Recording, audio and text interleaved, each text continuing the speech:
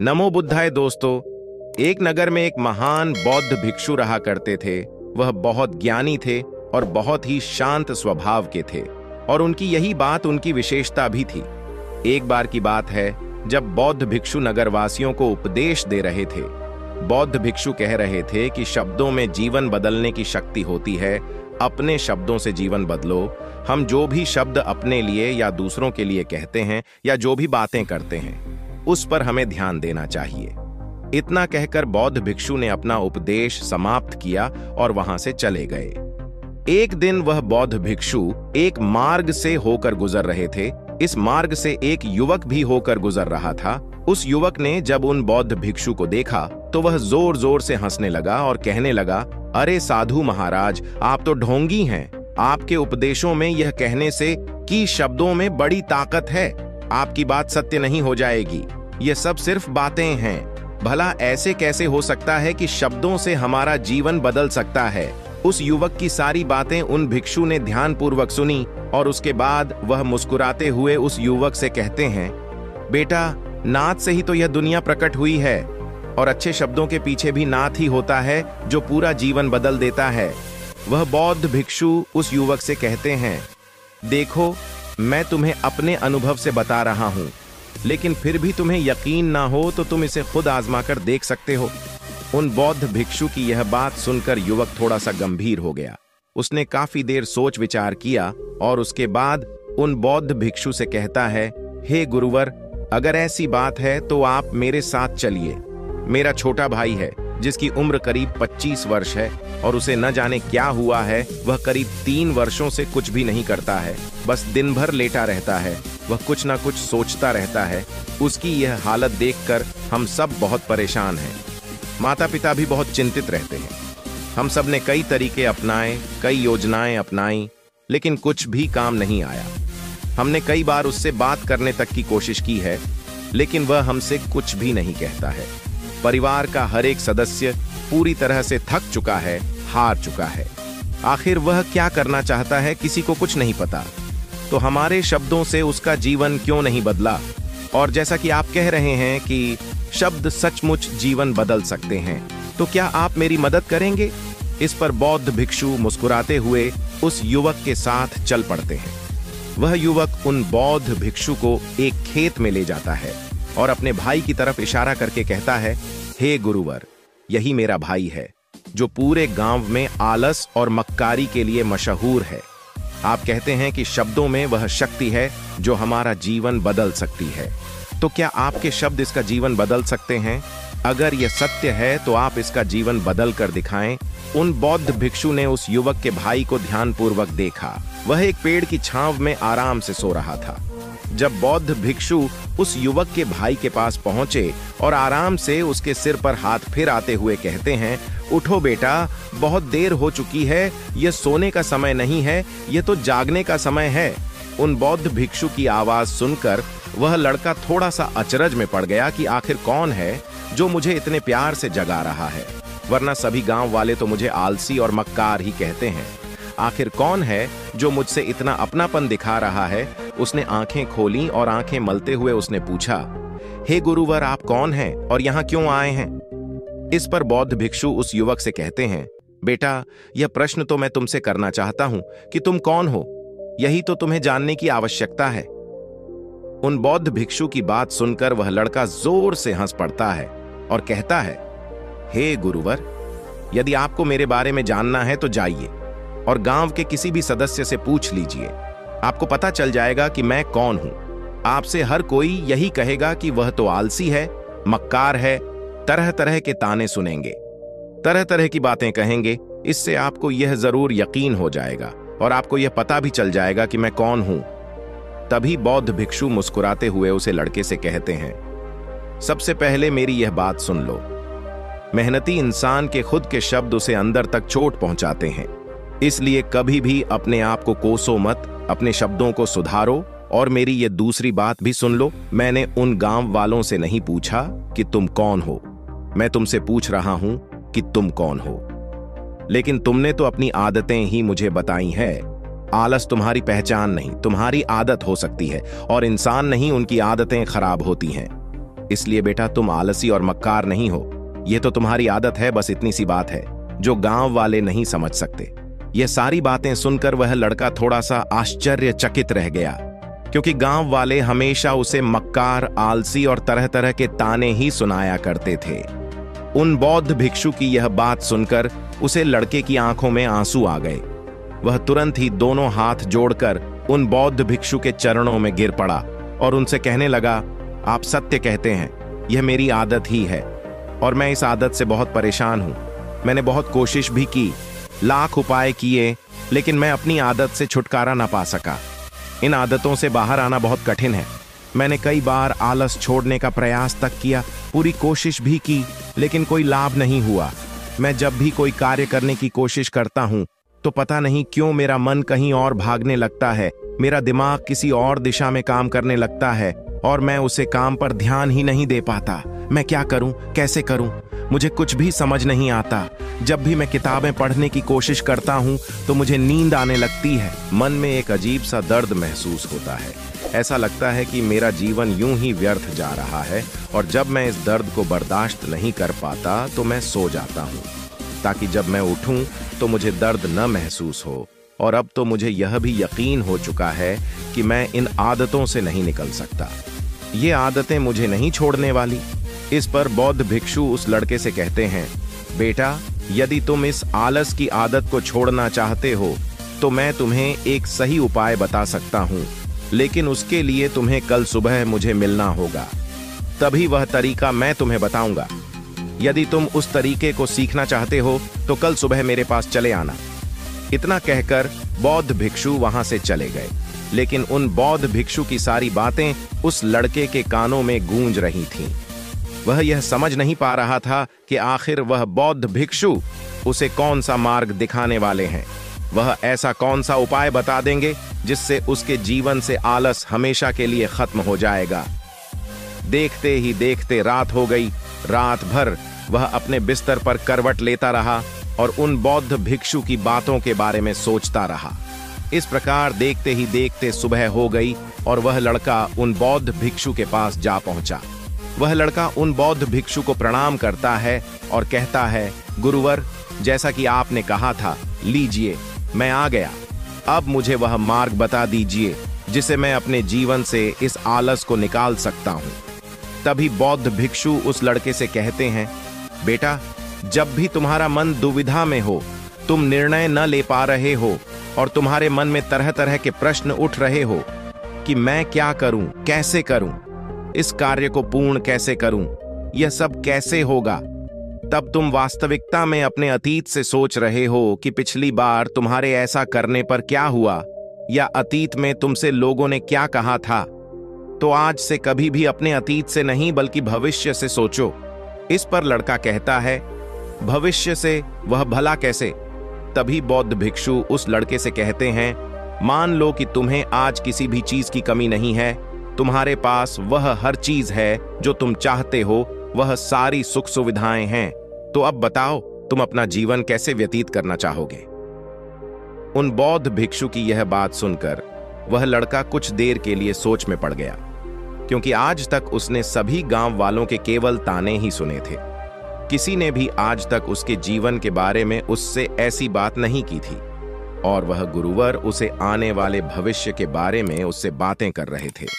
उन बौद्ध भिक्षु की यह बात सुनकर वह लड़का खुद से प्रश्न करने लग गया कि अगर मेरे पास सब कुछ होगा, धन की कोई कमी नहीं होगी और सारी सुख सुविधा होगी, तो मैं अपना जीवन कैसे व्यतीत करूंगा? कुछ देर सोच विचार करने के बाद वह बौद्ध भिक्षु से कहता है, गुरुवर, मैं यह दुनिया घूमना चाहूंगा, पहाड़ों पर चढ़ना चाहूंगा, समुद्र की रेत पर चलना चाहूंगा और मैं एक बहुत बड़ा व्यापारी बनना चाहूंगा। तभी अचानक उस लड़के का ध्यान टूट गया और वह उन बौद्ध भिक्षु से कहता है, परंतु है गुरुवर, यह सब कैसे संभव होगा? केवल मेरे मात्र सोच लेने से तो यह सब पूरा नहीं होने वाला। उसके ऐसा कहते ही उसके अतीत में बीती हुई सारी घटनाएं उसकी आंखों के सामने से गुजरने लगीं और वह एक बार फिर से निराश होने लगा और अब वह यह सोचने लगा कि मेरे पास तो पैसे ही नहीं है, तो मैं भला व्यापार कैसे कर सकता हूं? ना ही मेरे पास व्यापार का कोई अनुभव है। ऐसी स्थिति में मैं भला यहाँ से कैसे निकल सकता हूँ? उस लड़के के इस प्रश्न का जवाब देते हुए वह बौद्ध भिक्षु उस लड़के से कहते हैं, बेटा, हर रात में सोने से पहले तुम हर दिन अपना लक्ष्य एक कागज पर लिखो और सुबह उठकर सबसे पहले उस लक्ष्य को देखो और सोचो कि उस लक्ष्य को पाने के लिए तुम आज क्या कर सकते हो, और जो भी तुमने उस कागज पर लिखा होगा उस कार्य को उसी दिन पूरा करने की हर मुमकिन कोशिश करो। इस पर वह लड़का कहता है, ठीक है, आप सच कह रहे हैं, लेकिन जब मैं बहुत सोचने लगता हूं तो मेरा मन बेचैन होने लगता है और मन में तरह तरह के विचार उठने लगते हैं, और इन विचारों को शांत करने के लिए मैं सो जाता हूं ताकि वह विचार मुझे परेशान न कर पाए। उस लड़के की इस समस्या का समाधान करते हुए वह बौद्ध भिक्षु उस लड़के से कहते हैं, बेटा, अंतर्मन की चाल को पकड़ो और शब्दों की मदद से नया भविष्य बनाओ। तभी लड़का कहता है, हे गुरुवर, आप क्या कहना चाहते हैं?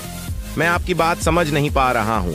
इस पर बौद्ध भिक्षु मुस्कुराते हुए कहते हैं, बेटा, कैसे होगा? ये जो सवाल है, ये सवाल नहीं बल्कि एक डर है जो तुम्हारे अंतर्मन में बैठा हुआ है, जो तुम्हें अगला कदम लेने से रोक रहा है, तुम्हें कदम आगे बढ़ाने से रोक रहा है। यदि तुम वास्तविकता देखो तो किसी को भी नहीं पता होता कि वह कार्य कैसे होगा, लेकिन एक इंसान जब दृढ़ निश्चय कर लेता है तो वह अपने उद्देश्य को सामने रखकर लगातार प्रयास करता रहता है और वह अपनी सफलता प्राप्त कर ही लेता है। तभी वह लड़का उन बौद्ध भिक्षु से कहता है, हे गुरुवर, अगर ऐसी बात है तो मन में बार बार चिंता क्यों होती है? मन बार बार बेचैन क्यों होता है? इस पर बौद्ध भिक्षु कहते हैं, बेटा, क्योंकि तुम्हें डर है कि तुम कमजोर हो। तुम्हारे अंतर्मन में बैठा है कि तुम में कुछ कमी है, तुम किसी काम के नहीं हो, और यही कारण है कि तुम कोशिश करने से डरते हो, क्योंकि तुम्हारा अंतर्मन हमेशा तुम्हें रोकता रहता है। जब भी तो कोई कार्य शुरू करना चाहते हो, तुम्हारा मन तुमसे पहले कह देता है, इससे आगे मत बढ़ना, अन्यथा तुम हार जाओगे, और इसी कारण तुम्हें चिंता होने लगती है, तुम्हारा मन बेचैन होने लगता है। तभी वह लड़का कहता है, गुरुदेव, आपने जो कुछ भी कहा वह बिल्कुल सत्य है, लेकिन अब आप ही मुझे बताइए कि मैं इस परेशानी से बाहर कैसे निकलूं। इसका जवाब देते हुए वह बौद्ध भिक्षु उस लड़के से कहते हैं, बेटा, इस समस्या का समाधान बहुत ही आसान और सरल है। तुमने देखा होगा कि अक्सर ही हम अपने आप को दोष देते रहते हैं, अपने आप को तरह तरह के अपशब्द कहते रहते हैं जो हमारे अंतर्मन में जाकर बैठ जाते हैं और वही हमें आगे बढ़ने से रोकते हैं, और इन शब्दों का हम पर बहुत गहरा प्रभाव भी पड़ता है, क्योंकि जैसा हम खुद से कहते हैं, जैसा हम पूरी भावनाओं के साथ सोते हैं, हम वैसा ही बनते चले जाते हैं। इसलिए यदि तुम खुद को बदलना चाहते हो कि तुम भी काबिल बन सको, तो तुम्हें अपने अंतर्मन को नए संदेश देने की जरूरत है। जैसे कि मेरे शरीर का हर एक कान, हर एक हिस्सा, हर एक विचार शांति और ऊर्जा से भरा हुआ है। मैं दृढ़ संकल्प और आत्मविश्वास के साथ हर दिन के लक्ष्यों को पूरा करता हूं। मैं अपनी कमजोरी को अभ्यास में बदलता हूं, चिंता को ध्यान में बदलता हूं। मैं उत्साह और ऊर्जा से भरा हुआ लगातार अपने लक्ष्य पर काम करता हूं।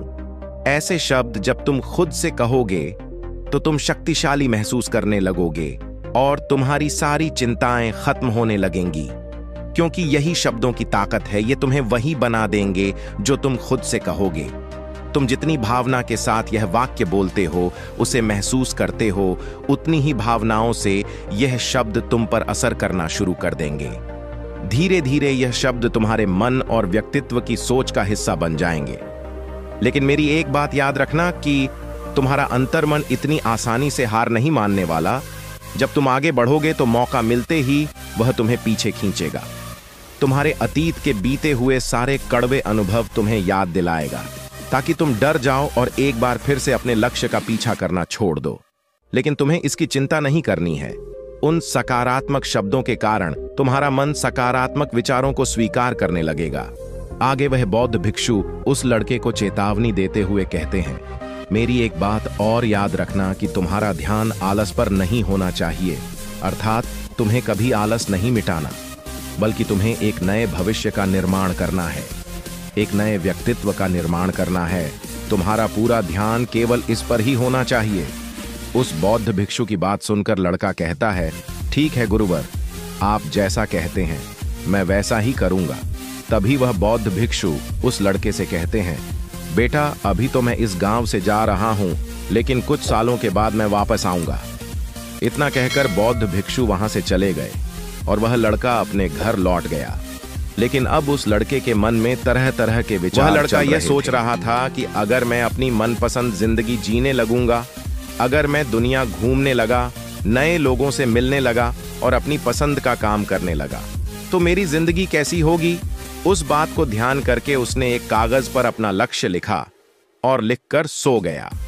अगली सुबह जब उसकी आंखें खुलीं, तो उसने उस पेपर पर लिखा हुआ लक्ष्य एक बार दोहराया। उसके बाद वह कुछ देर के लिए शांत हो गया। तभी उसे उन बौद्ध भिक्षु की बात याद आई कि तुम अपने लक्ष्य के लिए आज क्या कर सकते हो। उसने खुद से सवाल किया कि मैं आज अपने इस लक्ष्य को प्राप्त करने के लिए क्या कर सकता हूं। तभी उसने एक बार फिर से उस पेपर की तरफ ध्यान दिया। उस पेपर पर लिखा था कि मैं बाजार जाता हूं और लोग व्यापार करने की कौन सी चीज, कौन सा सामान लेकर आते हैं। मैंने उन चीजों को देखा, उन चीजों को पता किया। वह पढ़ने के बाद तुरंत ही बाजार चला गया। वह अलग अलग दुकानों पर बैठा, उन्हें देखा, लेकिन उसे कुछ समझ नहीं आ रहा था, क्योंकि लोग अलग अलग व्यापार कर रहे थे, अलग अलग तरह की चीजें और सामान ले रहे थे, और किसी ने उसकी कोई मदद नहीं की। वह बहुत उदास हो गया और निराश होकर वापस घर लौट आया। तभी उस लड़के को उस बौद्ध भिक्षु की एक और बात याद आई। शब्दों में बहुत ताकत है और शब्द हमारा जीवन बदल सकते हैं। उसे वह सकारात्मक विचार याद आए।